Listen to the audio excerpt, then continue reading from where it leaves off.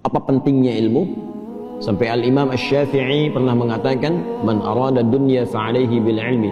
Kalau ingin sukses dunia, mesti pintar, mesti punya ilmu, belajar. Ya, karena itu pembuka dalam Al-Quran, wahyu pembuka menggunakan kata iqra, baca. Baca itu gerbang pertama pengetahuan. Orang banyak baca, banyak pengetahuan, potensi tinggi mendapatkan peningkatan status kedudukan di dunianya. Makanya coba lihat ya, ukuran materi dunia pun itu ilmu melekat. S1, S2, S3, salary-nya beda kan? Ya, kehormatannya beda kan?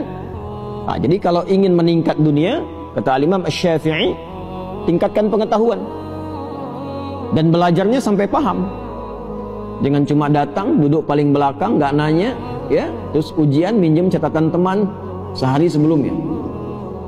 Ya, sampai paham, sampai mengerti, sehingga jadi pakar di bidangnya. Jangan tanggung, ya. Fikih sekalian, kata Quran fikih sekalian. Quran surah 9 ayat 122. Insan beriman tuh kalau belajar, ya, dia pastikan apa yang dia pelajari paham, tidak keluar dari ruangan sampai dia mengerti apa yang dipelajari. Lihat tafaqahu fid din. Kemudian waman arada al-akhirah fa'alaihi bil ilmi. Kalau menginginkan sukses akhirat pun, kata Imam Asy-Syafi'i, itu modalnya ilmu juga. Ilmu juga. Ya, bagaimana bisa sholat kalau nggak ada ilmunya? Ya, bagaimana bisa zakat dengan benar kalau nggak tahu ilmunya? Kepada siapa dikeluarkan? Kalau nggak tahu ilmunya, nggak paham cara menunaikan sholat, nggak tahu bilangannya, besok-besok nanti subuh 4 rakaat. Ya, kalau nggak tahu tentang ilmu akidah dengan benar, didoktrin orang, tiba-tiba tembak orang, bom orang, bunuh orang dengan cara yang tidak benar, alih-alih pengen ke surga, masuknya neraka jahanam, nggak keluar-keluar. Hati-hati. Wa may yaqtul mu'minan muta'ammida fajaza'uhu jahannam wa ghadiballahu 'alaihi khalidan fiha wa ghadiballahu 'alaihi wa la'anahu wa 'adda lahu 'adzaban 'azima. Siapa yang sengaja merencanakan pembunuhan dan korbannya ada satu orang beriman saja, satu saja, maka ancamannya, tuh ancamannya, pidana itu ancamannya, ya, neraka jahanam, kekal di dalamnya, nggak keluar-keluar. Allah murka kepadanya, Allah melaknatnya, dan dijanjikan sudah masuk jahanam siksanya berlipat, kata Allah. Jahanam saja sudah nggak kebayang, dan siksanya berlipat. Tuh, tergambar nggak tuh? Ya, tergambar nggak tuh? Surah An-Nisa itu, ya, ayat 93 itu sampai dengan 94 itu merencanakan pembunuhan sengaja. Dan saya lihat sekarang itu kayaknya tidak meresap kepada jiwa-jiwa insan yang mengaku beriman.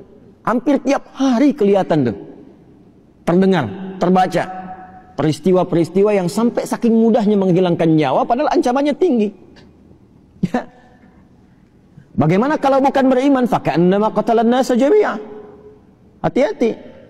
Satu manusia pun itu di sisi Allah kalau sengaja itu terjadi, itu dosanya seakan membunuh semua manusia. Tinggi. Ya. Karena itu biasanya kalau ada satu pasal dalam undang-undang bahkan di kita itu yang ancamannya tinggi, berarti perbuatannya berbahaya. Ya.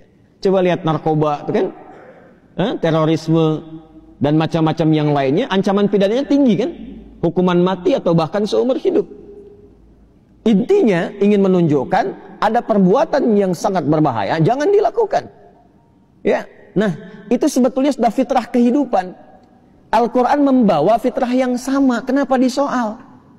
Ya, jadi ketika ada hukum misal semacam, kata Allah disampaikan, ini ya, daripada orang mencuri, potong tangannya. Kalau orang mau bunuh, pikir dulu, dikisos nanti dibunuh lagi, ancamannya hukuman mati. Pembunuhan, ya, ancamannya hukuman mati, dikisos tuh hukuman mati ancamannya. Ya, untuk pembunuhan. Kenapa mesti disoal? Kan sama saja dengan logika berpikir dalam konteks hukum manusia. Ya, yang ditetapkan ini menunjukkan bahwa ada perbuatan yang sangat berbahaya, jangan dilakukan. Karena itu spirit Qurannya mengatakan, walakum fil qisasi hayatun ya ulil albab. Kalau Anda berpikir, bukan masalah menghukumnya, tapi di balik itu ada penjagaan terhadap maslahat kehidupan yang kalau diancam dengan ancaman yang tinggi cenderung memotong orang untuk berbuat yang salah. Jelas ya? Nah, itu ilmu.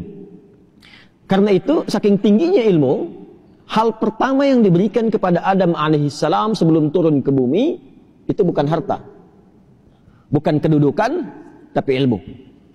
Quran surah kedua ayat 31. Wa 'allama Adamal asma'a kullaha. Dan Allah mengajarkan kepada Adam semua jenis potensi pengetahuan, semua jenis pengetahuan yang menjadikan ia mudah menjalani kehidupan di bumi. Semua diajarkan ilmu. Ya. Karena itu semua para nabi, rasul, karena bertugas membimbing umatnya di setiap eranya, dan Rasulullah SAW ditugaskan membimbing umat dan risalahnya berlangsung abadi walaupun beliau wafat sampai akhir kehidupan, maka fitrah semua nabi mendapatkan ajaran langsung dari Allah. Diajarkan langsung. Nah, kita yang bukan nabi, yang bukan rasul, diminta belajar kurikulum nabawi itu yang membimbing kita lewat ilmu-ilmu itu untuk mudah menjalani kehidupan. Orang yang belajar dari ilmu itu disebut dengan muta'allim namanya. Jelas ya? Siapa namanya? Muta'allim. Jadi ketika kita belajar dari ilmu itu disebutnya muta'allim. Kurikulumnya sudah ada. Sumber pertamanya Quran, wahyu tingkat tertinggi. Orang bikin buku cari-cari begini, nulis belum tentu benar. Ini langsung dari Allah nih kurikulum hidup. Detailnya nanti di mana? Di penjelasan Nabi, di hadis. Hadis ini disampaikan lewat lisan, dipraktekkan lewat perilaku, dicontohkan lewat sikap, lewat sifat. Nanti diabadikan dalam perilaku. Ketika jadi perilaku disebut dengan sunnah. Disusun jadi kurikulum oleh para ulama hadis kita. Jadilah kitab. Kitab itu kurikulum hidup. Di cara ngaji itu begini. Cara ngaji itu, lihat peta kurikulumnya secara tematik tuh. Disusun. Ya, yang sering sekali saya sampaikan, ada yang pokok, ada yang furu'.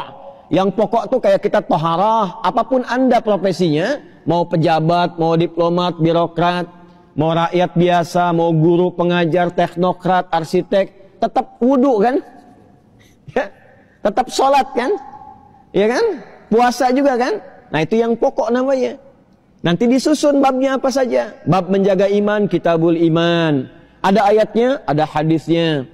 Apalagi misalnya bab taharah, ya, bab tentang sholat, disusun babnya, ada ayatnya, ada hadisnya. Nah, nanti yang sifatnya furu', cabang pilihan kehidupan, tuh milih sesuai passion, bakatnya masing-masing. Yang mau bisnis, nanti ada bimbingan bisnis disebut dengan kitabul buyu'. Yang di pemerintahan nanti ada kitabul imarah. Yang di ilmu ada kitabul ilmi. Semua ini sudah dihimpun oleh para ulama hadis kita.